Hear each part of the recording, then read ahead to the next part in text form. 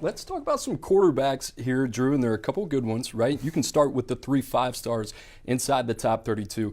DJ Lagway, Dylan Raiola, a little bit of musical chairs throughout the rankings process. You also got Julian Sayin, ends up early enrolling with Alabama, now at Ohio State under Ryan Day, and there's the list, 1 through 10, all included in the top 247. Drew, you were the person behind the scenes. Ultimately, at the end of the day, you got to wear it, right? These are the decisions you get paid to make. DJ Lagway, ultimately at the end of the day, continues to work his way up the board. The Florida signee ends up quarterback number 1 inside the top 5 for us. Why was he the guy at the end of the day that you felt comfortable saying, hey, let's bet it all, put all our chips in the middle of the table, let's ride with DJ Lagway? Well, Coop, you just saw that pro comp up there. Anthony Richardson, right? Go back to last year's NFL draft, all the hype surrounding Anthony coming out of Florida.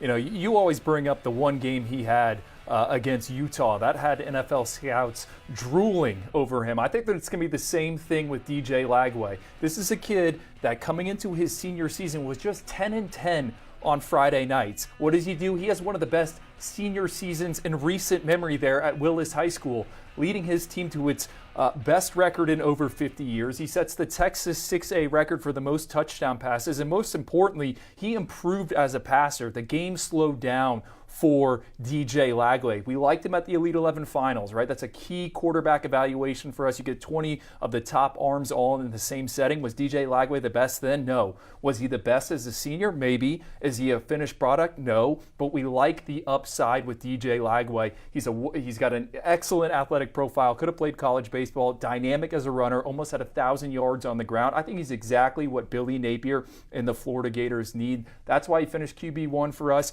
but it was close. There was a ton of back and forth. I like the fact he's not a finished product. You mentioned that. Some people might view that as a negative, but you're talking about a guy from his sophomore to his senior season. He went from 55% as a sophomore, 67% as a junior, 72% as a senior. He's an ascending player. He's gotten better and better every year, and you talked about that. Guess what? That Elite 11 appearance there in Southern California, it wasn't the best. I think you and I kind of walked away from that kind of scratching our heads a little bit.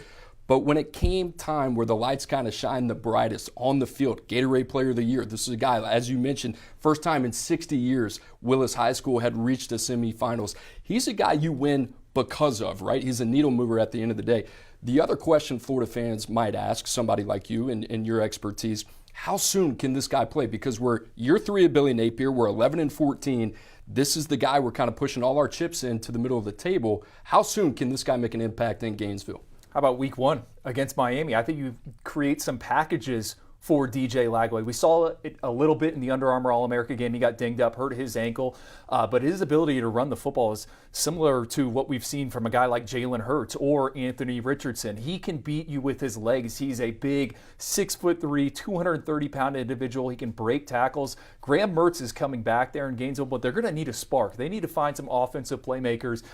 Ricky Pearsall's out. Eugene Wilson, Trey Wilson, whatever you want to call him, he comes back. I think DJ Lagway, go back to when Florida had Chris Leak and Tim Tebow. Why can't it be Graham Mertz and DJ Lagway? And with the investment from Florida, I think there's going to be pressure on Billy Napier to get this kid involved right away. Reminds me a little bit of Kansas State this past season. Avery Johnson, Will Howard, just too good of a talent to kind of keep off the field. We'll see what happens in Gainesville. Drew, some other really talented quarterbacks we talked about, especially in the top 32. Let's talk a little bit about Dylan Raiola. This was a guy who was in the pole position throughout the entire year, still finishes in the top 10. He ends up signing with Nebraska, was committed to Georgia, also Ohio State throughout his process. So moves to Georgia, plays at Beaufort, has a really good year, 34 touchdowns, 1 INT. What are you most excited about seeing him, his future in Lincoln under Matt Rule? Well, Nebraska had one of the worst passing offenses in the country last year. What do they get? They get a quarterback with what we think is the best arm in the 2024 cycle. This is an NFL arm, right? You go out and you see him throw in person. It's like being on a driving range, right? He airs it out. He rips it to all different levels. Now he's going to Nebraska, and it's a situation where they are going to need some starts. They don't return much at quarterback. What I also like about his senior season is how he moved in the pocket in extended plays. Yes, there were some occasions where maybe he held onto the football a little too much, took some sacks that he probably shouldn't have. But at the end of the day, 250 pass attempts as a senior, just one interception. What also stands out about Raiola is how he processes and picks up offenses. You said it, bounced around from high school to high school to high school. Buford High School there in Georgia, one of the top programs in the state, very pro-style offense. He had 6 weeks to learn it. I was there for his opener against St. Francis Academy. Full command of the huddle, rallied for a late win. I don't know if I would start him right away, but you're going to see him playing in 2024 because Nebraska needs him. A quarterback's confidence it's a delicate thing, right? So I ask for Dylan Raiola to have the success that we think he can have when it comes to projecting this type of talent to Sundays. What does that look like for Nebraska? Because you mentioned it. I think they only got 11 starts coming back. There's a lot of expectations. Obviously, he is a legacy recruit. You mentioned the fact that his dad played there, All-American there.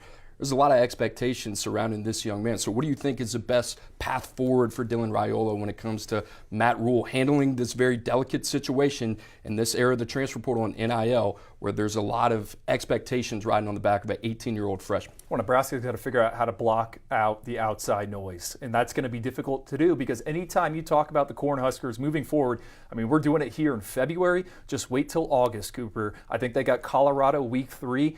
It's going to be on College Game Day. It's going to be on Fox Big Noon Kickoff. Anytime you talk about Nebraska, Raiola is going to be talked about right after them because he's the first 5-star quarterback for the Cornhuskers in the modern recruiting era. So I think they need to keep him focused, simplify the offense. I don't know, take his phone away. He's a guy that, the outside noise, I think he can get a little distracted.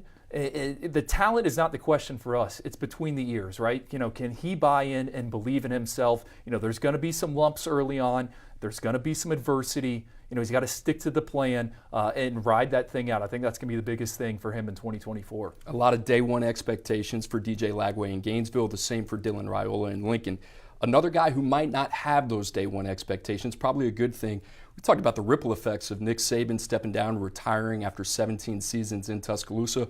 Well, one of those was a big ripple effect. How about 5-star Julian Sayin, early enrollee at Alabama, ends up transferring to Ohio State. Now we got a very loaded room there. You throw in guys like Will Howard, Devin Brown, Lincoln Kidenholz, not to mention another top 100 player in Noland. Drew, what do you think ultimately about the fit of Julian Sayin in Columbus under a play caller like Ryan Day? Well, Bill O'Brien is the reason why Julian Sayin had initially committed to Alabama. Bill O'Brien, as it stands right now, is still the offensive coordinator there at Ohio State. I think what stands out about him is the ability to distribute the football and be accurate.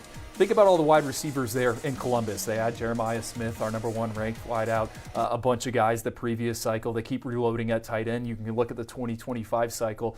Julian Sayin as a senior, 74% passer. He only lost 1 game. I watched the tape on that. He played good enough to win. The other team went for 2 in overtime. Julian Sayin never had a chance to extend his season. We had up there on the screen, that player comp. We struggled, Cooper, behind the scenes to find a player comp. And I know Ohio State fans aren't going to like this one. I see some J.J. McCarthy in Julian Sayin. He's a better athlete than he gets credit for. He spins out of pressure, keeps plays alive. And when we saw him at the Elite 11 finals, did the ball touch the ground? He puts it on his marks. I think Ohio State, that quarterback room, pairing him with Noland, another top 10 quarterback for us, they've quickly flipped the script there in Columbus. Better be careful with that player comp, my friend. I like it, though. J.J. McCarthy kind of fits a little bit. That was a difficult one. I think a high-level distributor, you put him in an offense in an environment like Ohio State, all those playmakers, the way that Brian Hartline recruits that receiver position, that's the guy that I think that they've been missing to kind of keep them ahead of schedule. Drew, a lot of other talent out there outside of the top 32 as well. And let's start at the top. How about Luke Kromenhoek in Florida State? What an interesting story this is when you think about this young man out of the state of Georgia. This was a great early ID by Mike Norvell and his staff.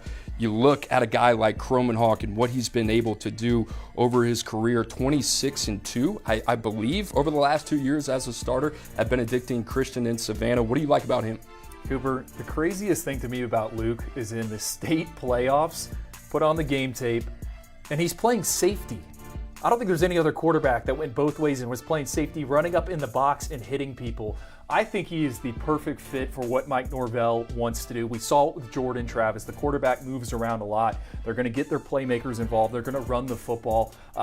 The fact that FSU offered Luke before he had started a high school game as a quarterback, I mean, this is like hitting the lottery ticket. Penn State tried to get involved. FSU fends off plenty of others. He is the quarterback of the future there in Tallahassee. They're going to have a bridge guy. I wouldn't expect him to be the individual in 2024. Love the arm talent and that athletic frame, man. He can extend plays. He can be a guy you get involved in the designed run game. Savvy scouting out of Tallahassee. Mike Norvell, got to give them a lot of credit. Drew, the other thing is, I think he can be quarterback too this year. Got to beat out Brock Glenn. Certainly struggled as a freshman. Was in a tough spot there without Jordan Travis. So Florida State in good hands. Let's talk about another guy that we're really excited about Walker White out of Little Rock, Arkansas. Huge get for Hugh Freeze and Auburn. All we talk about are these receivers. Who's going to be responsible for getting those guys the ball? How about Walker White, Drew? I love this chess piece for Hugh Freeze in their future. He's another guy who was on my freaks list. Had a bunch of P90X when he was in high school. Look, we had a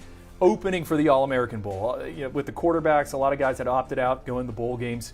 Me and you said Walker White's the first guy we wanted. And then day one of practices, Eric Richards, who was the director of recruiting for the All-American Bowl, he turned to me and said, okay, I get it. And that's after he saw Walker White rip it to the 10 to 15 yards. He can make some NFL throws right there. He's also a good athlete, can run around. I'm excited. Think about Hugh Freeze, Malik Willis, some of the quarterbacks he's had in the past. I think he can be the point guard in that offense and make plays when the Tigers need him to. I know our boy Tom Loy is watching. Tom, if you're out there, appreciate you watching. He would be very upset if we did not talk about the cerebral assassin in the name of C.J. Carr going to play his football for Marcus Freeman in South Bend. What do you like about what Notre Dame's getting in this guy? Love him between the ears. My favorite interview when we were at the Elite 11 finals, got to spend some time.